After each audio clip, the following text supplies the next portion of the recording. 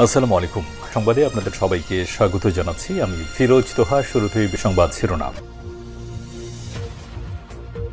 জানিয়ে দেব এই মুহূর্তে হাতে পাওয়া সর্বশেষ গুরুত্বপূর্ণ আপডেট বাংলা সংবাদ। শুরুতেই জানাবো আমির হোসেন আমু আনিসুল হক কামরুল হোসেনকে আবারও রিমান্ডে পাঠিয়েছেন আদালত।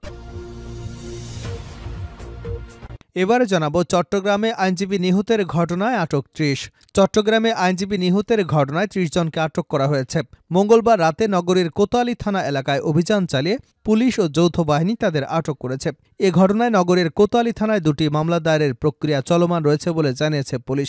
নগর পুলিশের অতিরিক্ত উপকমিশনার কাজী মোহাম্মদ তারিক আজিজ এ তথ্য নিশ্চিত করেছেন। জানাবো গণতন্ত্র শাসন ব্যবস্থার গুরুত্বপূর্ণ মুহূর্তে বাংলাদেশের গণতন্ত্র এবং শাসন ব্যবস্থার জন্য গুরুত্বপূর্ণ মুহূর্ত চলছে বলে মন্তব্য করেছে ঢাকায় যুক্তরাষ্ট্রের দূতাবাস। গতকাল মঙ্গলবার বাংলাদেশ যুক্তরাষ্ট্রের প্রতিনিধি দলের ৪ দিনের সফর শেষ করবার পর দূতাবাস এক সংবাদ বিজ্ঞপ্তিতে এ মন্তব্য করেছে। একই সঙ্গে বিজ্ঞপ্তিতে এ সফরকে ঐতিহাসিক বলে অভিহিত করা হয়েছে। এদিকে ৯ দফা দাবিতে সচিবালয়ে বিক্ষোভ। ৯ দফা দাবিতে সচিবালয় অভ্যন্তরে বিক্ষোভ এবং অবস্থান কর্মসূচি পালন করছেন কর্মকর্তা কর্মচারী সংযুক্ত পরিষদ। বুধবার সচিবালয়ের ভেতরে এ কর্মসূচি পালন করছেন তারা। জানা গেছে ৯ দফা দাবিতে সচিবালয়ের অভ্যন্তরে বিক্ষোভ এবং অবস্থান কর্মসূচি পালন করছেন কর্মকর্তা কর্মচারী সংযুক্ত পরিষদ। এবারে থাকছে সন্ধ্যায় প্রধান উপদেষ্টার সঙ্গে দেখা করবেন মির্জা ফখরুল। অন্তর্বর্তী সরকারের প্রধান উপদেষ্টা ডক্টর মোহাম্মদ ইউনূসের সঙ্গে চলমান পরিস্থিতি নিয়ে দেখা করবেন বিএনপির মহাসচিব মির্জা ফখরুল ইসলাম আলমগীর। বুধবার বিএনপির মিডিয়া সেলের সদস্য শাহরিল কবির খান এ তথ্য নিশ্চিত করেছেন।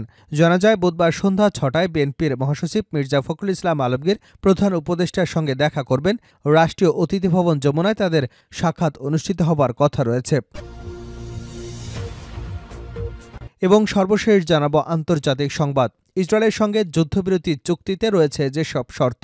লেবাননে ১ বছরেরও বেশি সময় ধরে চলা যুদ্ধে সাময়িক বিরতিতে সম্মত হয়েছে ইসরায়েল।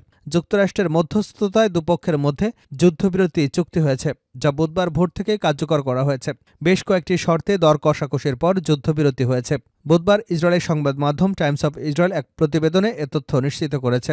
এতক্ষণ শিরোনাম শুনছিলেন, এবার বিস্তারিত। প্রিয় দর্শক, আপনি যদি এই চ্যানেলে নতুন হয়ে থাকেন, ভিডিওটি দেখতে দেখতে চ্যানেলটি সাবস্ক্রাইব করে আমাদের সঙ্গে থাকুন। আর এই ভিডিও সম্পর্কে আপনি আপনার মূল্যবান মতামতটি কমেন্ট বক্সে জানিয়ে দিন। আর হ্যাঁ প্রিয় দর্শক, জানিয়ে দিন ভিডিওটি কোথা থেকে দেখছেন। আমির হোসেন আমু আনিসুল কামরুল আবারও রিমান্ডে। রাজধানীর লালবাগ থানার খালিদ সাইফুল্লাহ হত্যা মামলায় সাবেক খাদ্যমন্ত্রী, আওয়ামী লীগের সভাপতিমণ্ডলীর সদস্য অ্যাডভোকেট কামরুল ইসলামকে ৩ দিন, চকবাজার থানা রাকিব হাওলাদার হত্যা মামলায় সাবেক সংসদ সদস্য সুলেমান সেলিমকে ৪ দিন এবং লালবাগ থানার খালিদ সাইফুল্লাহ হত্যা মামলায় ৩ দিন সহ মোট ৭ দিনের রিমান্ডের আদেশ দিয়েছেন আদালত। এছাড়াও যাত্রাবাড়ী থানার হত্যা মামলায় সাবেক আইনমন্ত্রী আনিসুল হককে ৩ দিন এবং যাত্রাবাড়ী থানা সাইদুর রহমান ইমরান হত্যা মামলায় সাবেক চিফ হুইপ আসমা ফিরোজকে 2 দিনের পুলিশ রিমান্ডের আদেশ দিয়েছেন আদালত। বুধবার সকালে পুলিশ এবং সেনাবাহিনীর কঠোর নিরাপত্তা ব্যবস্থার মধ্য দিয়ে এসব আসামিদের ঢাকার চিফ মেট্রোপলিটন ম্যাজিস্ট্রেট আদালতে হাজির করা হয়। একই সঙ্গে রাজধানীর বিভিন্ন থানার হত্যা এবং হত্যা চেষ্টা মামলায় সাবেক প্রধানমন্ত্রী শেখ হাসিনার বেসরকারি শিল্প ও বিনিয়োগ বিষয়ক উপদেষ্টা সালমান এফ রহমান, সাবেক আইনমন্ত্রী আনিসুল হক, আওয়ামী লীগের উপদেষ্টা পরিষদের সদস্য ও সাবেক মন্ত্রী আমির হোসেন আমু, জাসদ সভাপতি ও সাবেক মন্ত্রী হাসানুল্লাহ কিনু, বাংলাদেশ ওয়ার্কার্স পার্টির সভাপতি ও সাবেক মন্ত্রী রাশেদ খান মেনন, সাবেক সমাজকল্যাণ মন্ত্রী দীপুমণি, সাবেক সংসদ সদস্য হাজী মোহাম্মদ সেলিম, সাবেক আইসিটি প্রতিমন্ত্রী জোনায়েদ আহমেদ পলক, সাবেক সংসদ সদস্য সুলাইমান সেলিম, সাবেক সংসদ সদস্য সাদেক খান, সাবেক আইজিপি চৌধুরী আব্দুল আল মামুন, এনএসআই সাবেক পরিচালক মনিরুল ইসলাম, ঘাতক দালাল নির্মূল কমিটির সভাপতি শাহরিয়ার কবির, ডিএমপির সাবেক ডিসি মশিউর রহমান, যাত্রাবাড়ী থানার সাবেক ওসি আবুল হাসানকে গ্রেপ্তার দেখিয়েছেন আদালত। এরপর সংশ্লিষ্ট মামলার তদন্ত কর্মকর্তাদের আবেদনের পরিপ্রেক্ষিতে পৃথক শুনানি শেষে এসব আদেশ দেন মেট্রোপলিটন ম্যাজিস্ট্রেট মোহাম্মদ ইমরান আহমেদের আদালত। আদালতে রাষ্ট্রপক্ষে শুনানি করেন ঢাকা মহানগর দায়রা জজ আদালতের পাবলিক প্রসিকিউটর ওমর ফারুক ফারুকে। অপরদিকে আসামিপক্ষে মোর্শেদ হোসেন শাহিন এবং শ্রী প্রাণনাথ সহ বেশ কয়েকজন আইনজীবী শুনানিতে অংশগ্রহণ করেন। চট্টগ্রামে আইনজীবী নিহতের ঘটনায় ৩০ জনকে আটক করা হয়েছে। মঙ্গলবার রাতে নগরীর কোতোয়ালি থানা এলাকায় অভিযান চালিয়ে পুলিশ ও যৌথ বাহিনী তাদের আটক করেছে। এ ঘটনায় নগরের কোতোয়ালি থানায় ২টি মামলা দায়েরের প্রক্রিয়া চলছে বলে জানিয়েছে পুলিশ। নগর পুলিশের অতিরিক্ত উপকমিশনার কাজী মোহাম্মদ তারেক আজিজ সমকালকে বলেন, যৌথ বাহিনীর অভিযানে ৩০ জনকে আটক করা হয়েছে।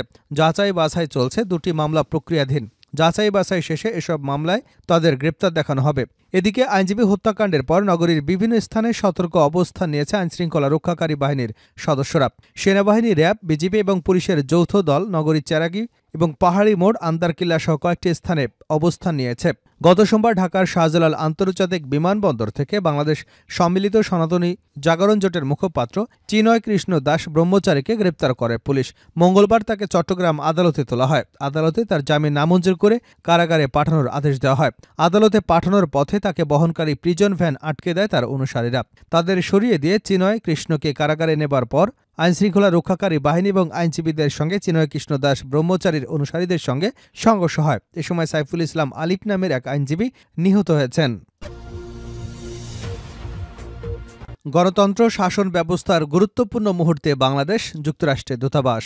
বাংলাদেশের গণতন্ত্র শাসন ব্যবস্থার জন্য গুরুত্বপূর্ণ মুহূর্ত চলছে বলে মন্তব্য করেছে ঢাকায় যুক্তরাষ্ট্রের দূতাবাস। গতকাল মঙ্গলবার বাংলাদেশ যুক্তরাষ্ট্রের প্রতিনিধি দলের ৪ দিনের সফর শেষ করবার পর দূতাবাস এক সংবাদ বিজ্ঞপ্তিতে এ মন্তব্য করেছেন। একই সঙ্গে বিজ্ঞপ্তিতে এ সফরকে ঐতিহাসিক বলেও অভিহিত করা হয়েছে।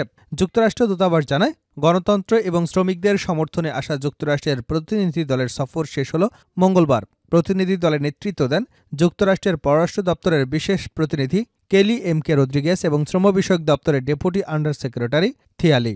এই সফরে তাদের সঙ্গে ছিলেন ইউএসআইডির প্রতিনিধি, আমেরিকান অ্যাপারেল অ্যান্ড ফুটওয়্যার অ্যাসোসিয়েশনের সঙ্গে সংশ্লিষ্ট যুক্তরাষ্ট্রের প্রধান ব্র্যান্ডগুলোর ঊর্ধ্বতন নেতৃত্ব এবং আন্তর্জাতিক শ্রম বিশেষজ্ঞ, ইউএনআই গ্লোবাল ইউনিয়নের মহাসচিব ক্রিস্টি হফম্যান এবং ওয়ার্কার্স রাইট কনসোর্টিয়ামের নির্বাহী পরিচালক স্কট নোভা। যুক্তরাষ্ট্র দূতাবাস আরও জানায়, যুক্তরাষ্ট্রের বৈশ্বিক অর্থনীতিতে শ্রমিকদের মঙ্গল নিশ্চিত করবার ব্যাপারে সরকার ক্রেতা, নিয়োগদাতা, নিয়ন্ত্রক এবং শ্রম ইউনিয়নগুলোর যৌথ দায়িত্বের উপর গুরুত্ব আরোপ করে। এর মধ্যে রয়েছে সুরক্ষিত, সম্মানজনক কর্মপরিবেশ নিশ্চিত করা এবং বিশেষভাবে তৈরি পোশাক খাতে সমিতি গঠনের স্বাধীনতা ও যৌথ দর কষাকষির অধিকার শক্তিশালী করার মাধ্যমে শ্রমিকদের অধিকার উন্নয়ন। ৯ দফা দাবিতে সচিবালয়ে বিক্ষোভ। ৯ দফা দাবিতে সচিবালয়ের অভ্যন্তরে বিক্ষোভ এবং অবস্থান কর্মসূচি পালন করছেন কর্মকর্তা কর্মচারী সংযুক্ত পরিষদ। বুধবার সচিবালয়ের ভেতরে কর্মসূচি পালন করছেন তারা। জানা গেছে, ৯ দফা দাবিতে সচিবালয়ের অভ্যন্তরে বিক্ষোভ এবং অবস্থান কর্মসূচি পালন করছে কর্মকর্তা কর্মচারী সংযুক্ত পরিষদ। এ সময় সচিবালয়ে প্রবেশের সবগুলো পথ বন্ধ রাখা হয়েছে। এই কর্মসূচি ঘিরে নিরাপত্তা ব্যবস্থা জোরদার করা হয়েছে। শেষ করছে আন্তর্জাতিক সংবাদ দিয়ে। ইসরায়েলের সঙ্গে যুদ্ধবিরতি চুক্তিতে রয়েছে যেসব শর্ত। লেবাননে ১ বছরেরও বেশি সময় ধরে চলা যুদ্ধের সাময়িক বিরতিতে সম্মত হয়েছে ইসরায়েল। যুক্তরাষ্ট্রের মধ্যস্থতায় দুপক্ষের মধ্যে যুদ্ধবিরতি চুক্তি হয়েছে, যা বুধবার ভোর থেকে কার্যকর করা হয়েছে। বেশ কয়েকটি শর্তে দর কষাকষির পর যুদ্ধবিরতির চুক্তি হয়েছে। বুধবার ইসরায়েলের সংবাদ মাধ্যম টাইমস অফ ইসরায়েল এক প্রতিবেদনে এ তথ্য জানিয়েছে। প্রতিবেদনে বলা হয়েছে, বুধবার মধ্যরাতে ইসরায়েলের প্রধানমন্ত্রী বেনইয়ামিন নেতানিয়াহু যুদ্ধবিরতির ঘোষণা দিয়েছেন। প্রাথমিক অবস্থায় ৬০ দিনের যুদ্ধবিরতি ঘোষণা করা হয়েছে, যা পরবর্তীতে আরও বাড়ানো হতে পারে। নেতানিয়াহু বলেন, নিরাপত্তা মন্ত্রিসভা যুদ্ধবিরতি চুক্তিতে সম্মত জানিয়েছে। তিনি হুঁশিয়ারি দিয়ে বলেন, হিজবুল্লাহ যদি চুক্তির শর্ত ভঙ্গ করে তাহলে ইসরায়েল তাদের বিরুদ্ধে তাৎক্ষণিক ব্যবস্থা গ্রহণ করবে। চুক্তি অনুসারে আগামী ৬০ দিনের মধ্যে লেবানন থেকে ইসরায়েলে তাদের সব সেনা প্রত্যাহার করে নেবে। অন্যদিকে হিজবুল্লাহ সীমান্ত থেকে সরে লিটানি নদীর দ্বারপ্রান্তে সরে যাবে। এছাড়া তারা নতুন করে কোনো অবকাঠামো নির্মাণ বা নিজেদের পুনরায় অস্ত্রশস্ত্রে সজ্জিত করতে পারবে না। নেতানিয়াহু দাবি করেন, বর্তমানে আগের মতো শক্তিশালী নেই হিজবুল্লাহ। ইসরায়েলি বাহিনী তাদের কয়েক দশক পিছিয়ে দিয়েছে। তেল আবিব যুদ্ধের লক্ষ্য পূরণ করেছে। এ সময় চুক্তি অমান্য করলে কঠোর জবাব দেওয়া হবে বলে হুঁশিয়ারি দেন তিনি। এর আগে বিবিসির এক বিশ্লেষণে বলা হয়েছিল, সর্বাত্মক যুদ্ধের দ্বারপ্রান্তে মধ্যপ্রাচ্য। গত ১ বছরে বিশ্বে অনেক বিভেদের মুহূর্ত এসেছে, তবে এবারেরটি সবচেয়ে ভয়াবহ। সম্প্রতি লেবাননের সশস্ত্র গোষ্ঠী হিজবুল্লাহ নেতা হাসান নাসরুল্লাহ নিহত হয়েছেন। এরপর লেবাননে স্থল হামলা শুরু করে ইসরায়েল। অন্যদিকে ইরান থেকে প্রায় ২০০ ক্ষেপণাস্ত্র নিক্ষেপ করা হয়েছে। তেহরানে পাল্টা হামলা চালানোর ঘোষণা দিয়েছে তেলাবিব যুক্তরাষ্ট্রের নেতৃত্বাধীন পশ্চিমা এবং আঞ্চলিক শক্তিগুলো উত্তেজনা কমানোর জন্য চাপ দিচ্ছে। জাতিসংঘের নিরাপত্তা পরিষদ দ্রুত সংঘাত বন্ধের আহ্বান জানিয়েছে। শিল্পোন্নত দেশগুলোর জোট G7 এর পক্ষ থেকে সব পক্ষকে ধৈর্য ধরতে আহ্বান জানানো হয়েছে, কিন্তু এখন পর্যন্ত সব চেষ্টাই ব্যর্থ হয়েছে। আগের যে কোনো সময়ের চেয়ে যুক্তরাজ্য সর্বাত্মক যুদ্ধের দ্বারপ্রান্তে চলে এসেছে। গত এক সপ্তাহে ঘটে যাওয়া এসব ঘটনার কারণে মূলত এ পরিস্থিতি সৃষ্টি হয়েছে। হিজবুল্লাহর প্রধান হাসান নাসরুল্লাহকে হত্যায় লেবাননের বৈরুতে গত 27 সেপ্টেম্বর সন্ধ্যায় ইসরায়েলে বোমা হামলা চালায়। সেখানে ব্যাপক বিস্ফোরণের ঘটনা ঘটে, অনেক আবাসিক ভবন ধসে পড়ে, মাটিতে বড় গর্ত সৃষ্টি হয়, আকাশ ধুলাবালি এবং ধোঁয়ায় ভরে ওঠে। পুরো লেবানন থেকে এই দৃশ্য দেখা যায়। এ হামলা হয় মাটির নিচে থাকা হিজবুল্লাহর বাংকার লক্ষ্য করে। এ হামলায় নিহত হন হিজবুল্লাহ নেতা হাসান নাসরুল্লাহ। ইসরায়েলের এক সপ্তাহ ধরে চালানো হামলায় 500 জনেরও বেশি নিহত এবং নাসরুল্লাহর মৃত্যুর খবর আসে। তারও এক সপ্তাহ আগে এই সশস্ত্র গোষ্ঠীটিকে লক্ষ্য করে পরপর অসংখ্য ওয়াকিটকি এবং পেজার বিস্ফোরণের ঘটনা হয়। এতে কমপক্ষে 32 জন নিহত এবং 3000 জনেরও বেশি মানুষ হতাহত হয়েছিল।